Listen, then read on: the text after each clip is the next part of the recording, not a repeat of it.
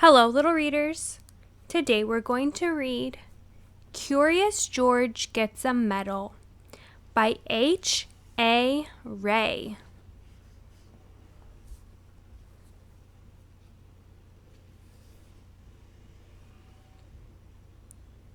This is George. He lived with his friend, the man with the yellow hat.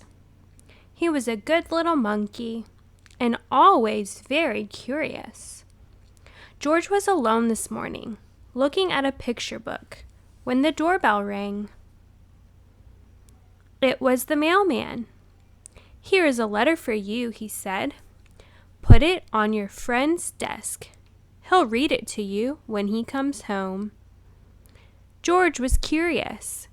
It was not often that somebody wrote him. Too bad he could not read the letter. But maybe he could write one himself.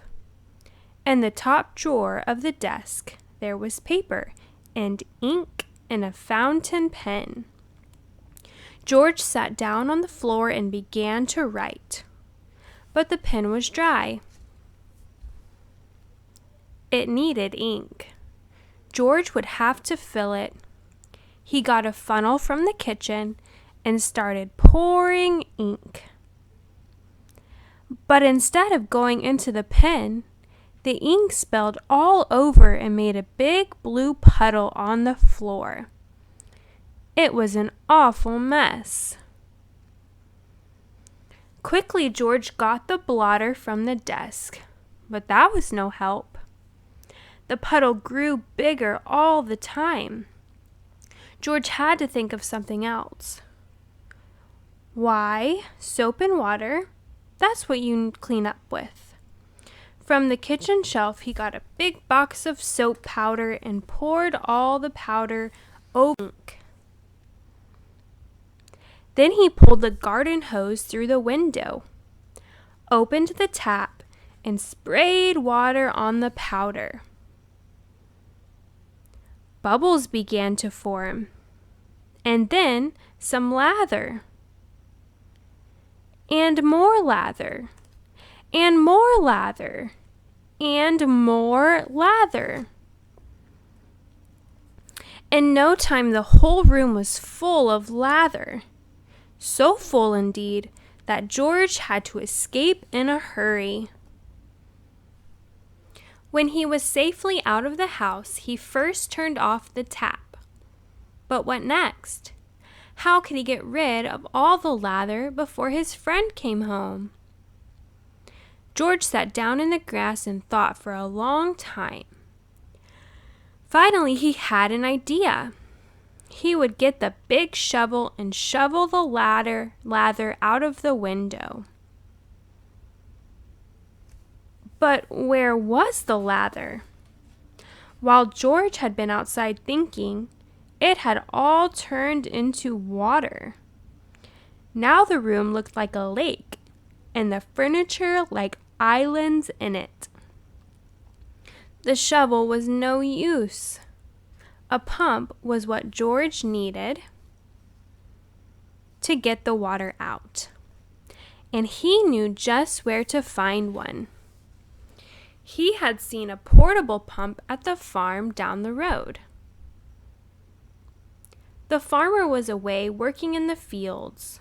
Nobody noticed George when he got the pump out of the shed. It was heavy. He would need help to pull it all the way back to the house. Maybe he could tie the goat to the pump and make her pull it. But just as George was about to slip the loop over the goat's head, he was hurled through the air and landed near a pen full of pigs. The biggest pig was standing near the gate. What if George opened the gate just enough to let him out? A big pig could easily pull a small pump. Carefully, George lifted the latch, and before he knew it, all the pigs had burst out of the pen, grunting and squealing and trying to get away as fast as they could. George was delighted. He had never seen anything like it. For the moment, all his troubles were forgotten. But now the pigs were all gone, and not a single one was left to help him with the pump. Luckily, there were cows grazing nearby. Cows were gentle and strong. It would mean nothing to a cow to pull the pump for him. This time George was right. The cow did not mind being tied to the pump. She even let him climb on her back, and off they went. George was glad. Now he would soon be home, pump out the room, and everything would be all right. Meanwhile, the farmer and his son had heard the squealing of the pigs. They rushed home from the fields and now had their hands full catching all the pigs. Not until the last pig was safely back in the pen did they have time to look around. And what did they see? A little monkey riding on their cow, making off with their pump. The chase was on. George and the cow were ahead at first, but the pump was slowing them down. The farmers were getting closer and closer.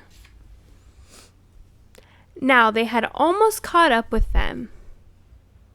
But where was George? Here he was, hiding in a shirt.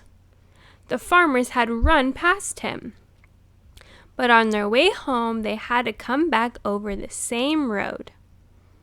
George did not feel safe in his hiding place. Just then, a truck came rattling down the road. George jumped aboard. Monkeys are good at jumping. And was gone before the farmers had a chance to see him.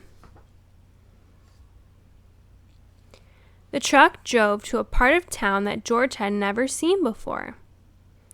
At last it stopped in front of a large building. It was a museum. George did not know what a museum was. He was curious.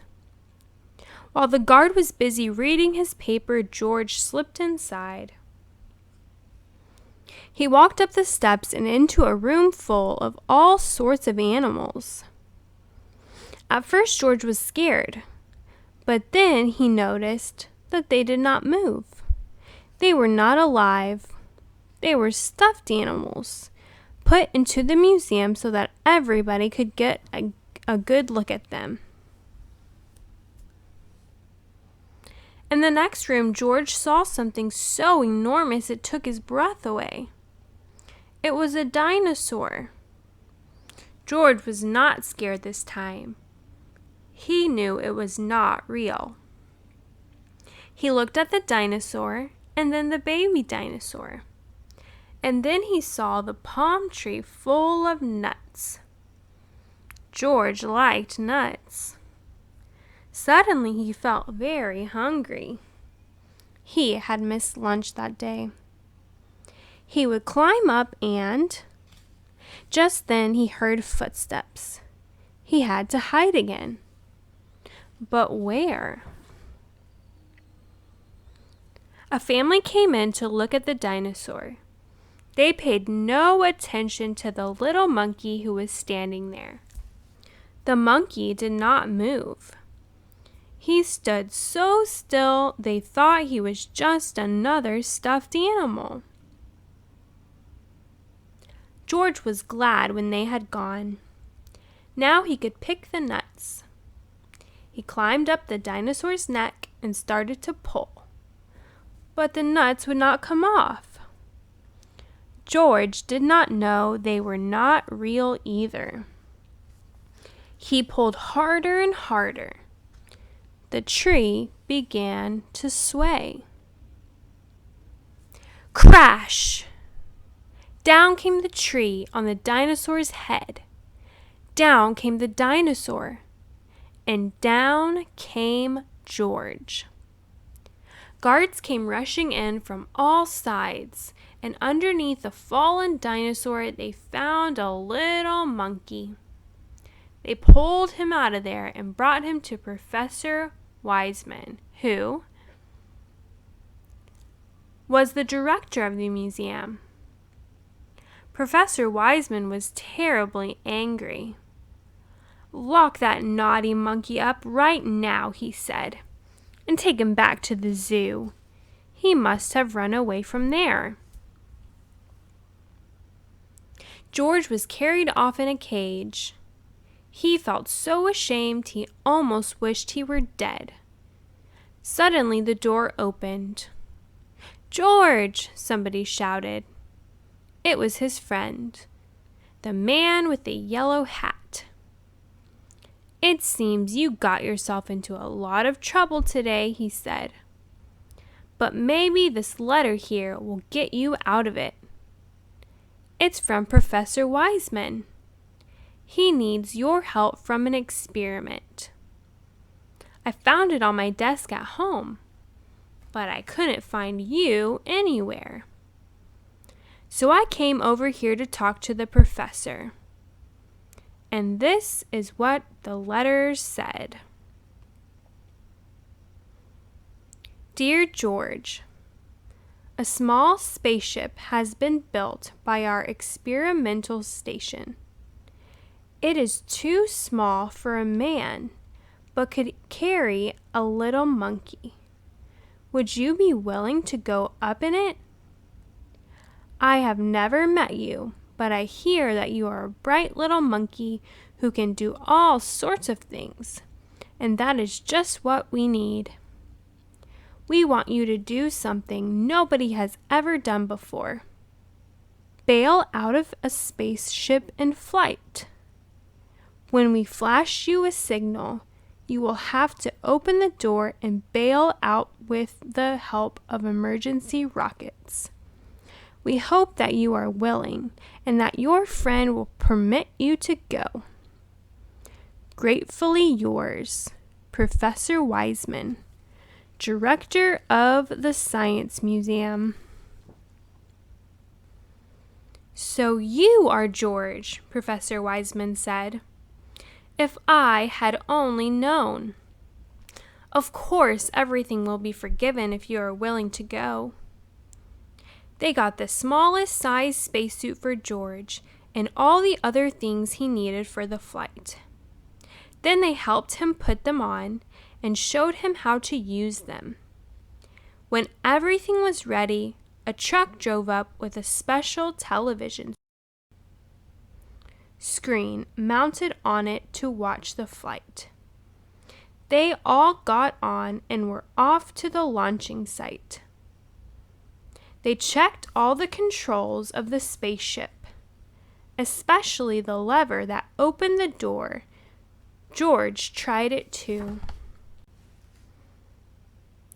The great moment had come. George waved goodbye and went aboard. The door was closed. Professor Wiseman began to count. 5, 4, 3, 2, 1, go! He pressed the button and the ship rose into the air. Slowly first, and then faster and faster, and higher, until they could no longer see it in the sky. But on the screen, they saw George clearly all the time. Now the moment had come for George to bail out. Professor Wiseman flashed the signal. They watched the screen. George did not move. Why didn't he pull the lever? In a few seconds it would be too late. The ship would be lost in outer space with George in it. They waited anxiously. At last, George began to move. Slowly, as if in a daze, he was groping for the lever. Would he reach it in time? There, he had grabbed it. The door opened. Hurrah! George was on his way. Out of the blue, an open parachute came floating down to earth. The truck raced over to the spot where George would land. What a welcome for George! Professor Wiseman hung a big golden medal around his neck. Because, he said, you are the first living being to come back to Earth from a space flight. And on the medal it said, to George, the first space monkey. Then a newspaper man took his picture, and everybody shouted and cheered, even the farmer and his son, and the kind woman from next door, who had worked for hours to get the water out of the room. I'm proud of you, George, said the man with the yellow hat. I guess the whole world is proud of you today. It was the happiest day in George's life. The end. For more stories, please subscribe to our channel, Little Readers.